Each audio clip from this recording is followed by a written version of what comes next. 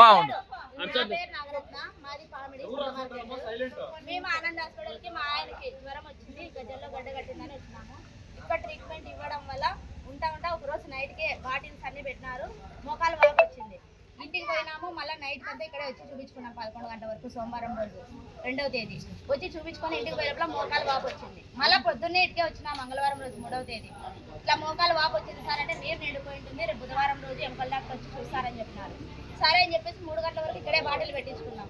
మోకాలంతా బుడ్డలు పొంగడంతో మేము అనంతపురం పోయినాం. అనంతపురం పోతే అక్కడ డాక్టర్ వచ్చేసి యాంటీబయాటిక్ ఇల్లేది, పిల్లలకు పెయిన్ ఇంజెక్షన్ ఇవ్వడం వల్ల మోకాలు నొప్పి వాపంతా వాసింది, కాలంతా ఇది చాలా ఇబ్బంది అవుతుంది, మీరు కొన్ని లక్షలు పెట్టుకోబడతారు, పోండి అని చెప్పి ఇంటికి వచ్చినాం. ఇంటికి వస్తే మోషన్స్ వాంతులు అయినాయి. మళ్ళీ ఇక్కడ ఆనంద్ హాస్పిటల్కి వచ్చినాము, గ్లూకోజ్ బాటిల్ పెట్టినారు. పెట్టి మేము నెక్స్ట్ డే అనంతపురం పోయే లోపల మొత్తం బ్లడ్ మొత్తం ఇన్ఫెక్షన్, కాలు ఇన్ఫెక్షన్, హార్ట్కి అసలు ఏం మంచి బాలక బెంగళూరు పోయినాం. బెంగళూరు స్టైన్ జోన్ హాస్పిటల్లో అడ్మిట్ అయితే 5 రోజులు ఐసీలో చూపు మాట లేకుండా పడుకున్నాడు. తర్వాత 20 రోజుల వరకు నా మినీ ఐసీలో ఉండి ఇప్పుడు వచ్చి అడిగితే మాది లేదు, మేము చూడలేదని చెప్పేసి వీళ్ళు నెగ్లెక్ట్ గా సమాధానం చెప్తున్నారు. మీకు బెంగళూరులో ఎంత ఖర్చు అయింది మొత్తము? ఇప్పుడు 7 లక్షల వరకు ఖర్చు అయింది. చూపించుకొని చూపించుకొని వస్తే మీరు ఇన్ని రోజులు ఏం చేస్తున్నారంటే ఇన్ని రోజులు నేను పేషెంట్ నాడు వదిలిపెట్టి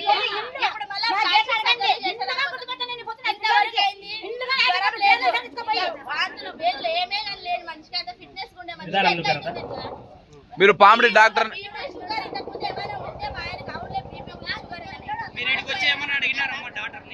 అడిగితే ఇప్పుడు నెగ్లెక్ట్ గా చెప్తున్నాడు కదా సమాధానం. మాకు ప్రూఫ్ చూపించండి, ఇక్కడ సీసీ కెమెరాలు చూపించాలంటే 2వ తేదీ 3వ తేదీ మేము ఇక్కడ ఇంజెక్షన్ ఇచ్చినట్లు ఏమన్నా రిసిప్ట్ ఇచ్చినారా?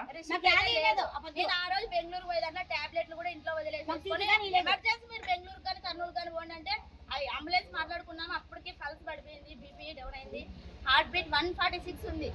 కావాల్సిన రిపోర్ట్ మొత్తం మీరు చూపిస్తా, అన్ని చూడండి, మీరే చూడండి. ఇన్ని రోజులు ఏం చేస్తున్నారంటే ఇన్ని రోజులు బెంగళూరులో ఉన్నాను, బెంగళూరు నుంచి నేను ఇటు రావాలన్నా మా ఆయన వదిలిపెట్టుకోండి.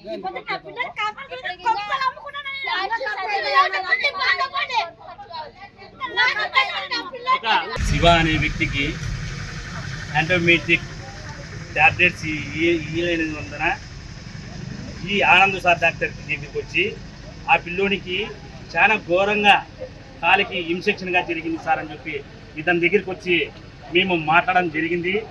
ఈయన ఇంకోటి ఏరే వాళ్ళతో కూడా ఏమని చెప్పినాడు, పరువు నష్టం కింద ఓప్లెక్స్ మీద కేసు వేస్తామని చెప్పి కూడా వేరే వాళ్ళతో ప్రజలతో కూడా మాట్లాడినాడు. ఇతను నా మీద వేస్తానని చెప్పి, అంటే పేదోళ్ళకి అన్యాయం జరిగిందని మేము వచ్చి సార్ దగ్గరికి వచ్చి సార్ వాళ్ళకి ఆటో దొరుకుంటేనే వాళ్ళ బతుకు ఆధారము, అటువంటి వాళ్ళని మీ డాక్టర్ అంటే మీరు కానీ చూడలేదు, కాకపోతే మీ పరిధిలోనే అనంతపూర్లో ఆయన ఎంబీబీఎస్ డాక్టరా లేకుంటే ఆర్ఎంబీ డాక్టరా,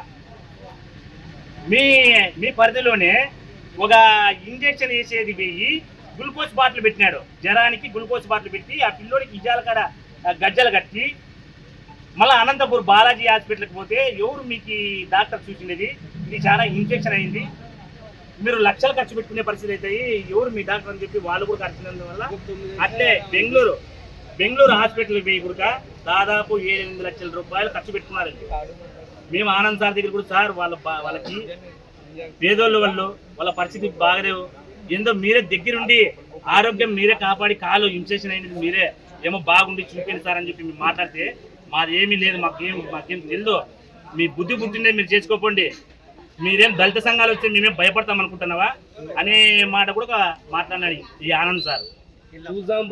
చూద్దాం పో, మేము యాడ్ వరకన్నా చూసుకుందాం పో అనే ప్రకారం మేము కుల సంఘాలు ఏపీ ఎంఆర్పిఎస్, మేము మా ఎంఆర్పిఎస్ కుల సంఘాలు మొత్తం ఐకమత్యంతో పోరాటం చేసి ఈ పోరాటం గురించి అంటే వీళ్ళకి ఎవరికైతే అన్యాయం జరిగిందో వాళ్ళకి బాధితులకి పోరాడి వాళ్ళకి న్యాయబద్ధంగా మేము నిలబడతామని చెప్పి జై భీమ్ జై భారత్. అనంతపురం జిల్లా కామెడీ మండలం నందు ఆనంద్ హాస్పిటల్ ఆరోగ్య హాస్పిటల్ అని ఒక నేమ్తో ఆనంద్ కుమార్ గారు ఎంబీబీఎస్ చదివి ఈ హాస్పిటల్ అందరూ ఈ నెల 2వ తారీఖున మన ఆటో డ్రైవర్ అయినటువంటి బోయ కులానికి చెందినటువంటి వ్యక్తి ఆరోగ్య నిమిత్తం కుమార్ అనే వ్యక్తి రావడం వల్ల ఆ శివ వచ్చిన తర్వాత ఆ ఆరోగ్యాన్ని చూపించుకోవడానికి వచ్చి గజ్జల్లో గడ్డ కట్టిందని చెప్పి అక్కడ యాంటీబయాటిక్ అనే ఇంజక్షన్ వేయకోకుండా వాళ్ళు ఇష్టాసారం కొద్ది ఇంజక్షన్లు వేసి ఆ కాలు ఈరోజు ఆ కాలు చూసినాము, పేషెంట్తో కూడా మాట్లాడినాము. ఆ కాలు ఏదేదంటే ఆ కాలు అయితే ఎటువంటి తరం కాకుండా అయిపోయింది. దీనికి సర్జరీ దాదాపు 10 లక్షల రూపాయలు అవుతుంది అంటున్నారు. ఈ సర్జరీకి ఈ కాలు ఇలా కావడానికి ముఖ్యంగా ఈ ఆరోగ్య హాస్పిటల్ వాళ్ళు, అది మేము ఈ ప్రజా సంఘాలుగా ఈ దళిత కుటుంబాలకి, ఈ నిరుపేద కుటుంబాలకి మేము వచ్చి ఆ కుటుంబానికి న్యాయం చేయాలని చెప్పేసి ఆనంద్ కుమార్ గారిని అడగ్గా ఆయన రెగ్యులర్గా మేము చేయము, మీరు ఏమైనా చేసుకోండి, మీరు కేసులు పెట్టుకుంటారో పెట్టుకోండి, మీ ఇష్టం వచ్చిన పని చేసుకోండి అంటున్నారు. కనుక ఈ పామిడి మండలంలో ఉన్నటువంటి ప్రజా సంఘాలు కానీ, దళిత లీడర్లను కానీ, తర్వాత ప్రజలను కానీ ప్రతి ఒక్కరికి ఈ విషయాలు తెలియజేసి ఈ హాస్పిటల్లో జరుగుతున్న దోపిడీ, ఈ కార్పొరేట్ వ్యవస్థలు నిరుపేద కుటుంబాలతో జీవితాలతో ఆడుకొని వీళ్ళు చేస్తున్న దోపిడీ వ్యాపారాన్ని దెబ్బతీసే విధంగా కూడా మేము పోరాడతాము. అదేవిధంగా ఈ కుటుంబానికి అండదండలుగా ఉంటాము. ఆ కుటుంబానికి న్యాయం జరిగేంత వరకు రేపు ఉదయం 10 గంటలకు అన్ని ప్రజా సంఘాలని కలుపుకొని పెద్ద ఎత్తున ఇక్కడ పేషెంట్ పెట్టుకొని ఉద్యమిస్తాము. ఈ హాస్పిటల్ బంద్ చేసుకోవాలా. తర్వాత ఆ నిరుపేద కుటుంబానికి ఇప్పటికే 10 లక్షల రూపాయలు అయిపోయినాయి, మరి ఇంకో 10 లక్షల రూపాయలు కావడుతుంది. ఈ న్యాయం జరిగేంత వరకు అయితే మేము వదిలిపెట్టాము. మేము ఎస్పీ దగ్గరికి కూడా పోతాము, తర్వాత స్థానిక సిఐ గారి దగ్గరికి, ఎస్ఐ గారి దగ్గరికి దృష్టి తీసుకుపోయి తర్వాత ధర్నా చేస్తామని చెప్పేసి అనుకుంటున్నాం. తర్వాత ఈ ఆరోగ్య శాఖకి ఎవరైతే ఉన్నారో మన ధర్మవరం ఎమ్మెల్యే మినిస్టర్ ఆయన దగ్గర కూడా వెళ్ళిపోతాము, పోయి మొత్తం అంతా వివరణ ఇస్తాము. ఈ హాస్పిటల్ బంద్ అయ్యేంత వరకు కూడా విడిచిపెట్టాము. నువ్వు ప్రజల ఆరోగ్యంతో చెలుపులు ఆడుకొని నిరుపేదల్ని అన్యాయం చేస్తున్నామని చెప్పేసి మాకు తెలిసిపోయింది. కాబట్టి నీ హాస్పిటల్ బంద్ కావాలా, ఈ నిరుపేద కుటుంబం శివాకి న్యాయం జరిగేంత వరకు పోరాడతామని చెప్పేసి తెలియజేస్తున్నాం. జై భీమ్, జై భారత్.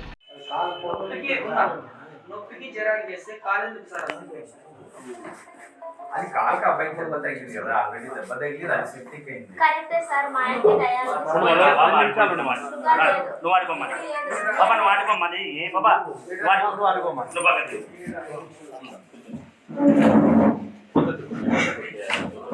షుగర్ ఏమైనా ఉంది అంటే అంత ఇన్ఫెక్షన్ అవుతుంది అనేది మా అన్ని ప్రాబ్లం ఏమొచ్చినాం, గజల్లో గడ్డగట్టినాక వచ్చినాం. దానికి యాంటీబయాటిక్ కాకుండా ఈ పెయిన్ ఇంజక్షన్ బాటిల్ పెట్టడం వల్లే కదా సార్ మాకు అంత ప్రాబ్లం అయ్యేది. ఒక్కసారి యాంటీబయాటిక్ ఇచ్చిందంటే అంత రిస్క్ అయ్యేది కాదు. లేదు సార్ దాంట్లో యాంటీబయాటిక్ ఇప్పుడు వీళ్ళకి రాసిస్తాం. మీరు ఒకసారి ఆ పిల్లోడు ఎంత చూసినంత మీరు మా హాస్పిటల్లో చూపించినట్టు ఏమి అంటారట. నేను చూశాను, చూడు అయింది. మళ్ళీ తర్వాత ఎక్కడ బాలాజీ రెడ్డి దగ్గరికి పోయినారు, ఎక్కడ అనంతపూర్ మళ్ళీ వచ్చినారు సాయంత్రం. నాకు తెలిసింది. మళ్ళీ తర్వాత వస్తే వాంతులు బేదులని వచ్చారు. వస్తే ఆ మందులన్నీ మందులు మార్చి మళ్ళీ ఏం పెట్టాము, మళ్ళీ వాంతులు బేదుకి ఇచ్చి పంపించాం. అప్పటికే సాయంత్రం స్వెల్లింగ్ వచ్చింది. వస్తే ఇక్కడ కాదని పంపించేసినాం మా డాక్టర్. కాదని పంపించలేదు సార్. ఇక్కడ చూసామంటే ఒకటిసారి మేము పొద్దున్న వచ్చినప్పటికి మోకాలు నొప్పి లేదు. సోమవారం రోజు సోమవారం సాయంత్రం పోలేదు. ఇక్కడ బాటిల్స్ పెట్టించుకొని ఇంటికి పోయిన తర్వాత 12 గంటలకల్లా కాలు వాపు వచ్చింది. అది కాలు వాపు వచ్చిందని మళ్ళీ పొద్దున్నే ఇట్లా వచ్చినాం. కాలు ఏమైనా నీరు నిండుకుపోయిందేమో, రేపు ఏం డాక్టర్ వస్తారు బుధవారం రోజు చూపించుకోండి అన్నారు. మంగళవారం రోజు మధ్యాహ్నం కొరికి ఉంటే నొప్పి తట్టుకోలేక మంగళవారం రోజు సాయంత్రం 4 గంటలకు అనంతపురం పోయినాము. మళ్ళీ నైట్ కి ఇక్కడికి వచ్చినాము. అప్పుడు చిన్నది ఎన్ఎస్ బాటిల్ పెట్టించేసుకొని యాంటీబయాటిక్ ఇంజక్షన్ ఇవ్వలేదు. యాంటీబయాటిక్ కాదు కదా మమ్మ ఇచ్చింది, దానికి ఓన్లీ మోషన్ మాత్రమే. చిన్న బాటిల్ పెట్టారా? ఎన్ఎస్ పెట్టినారు, దానికి ఇంజక్షన్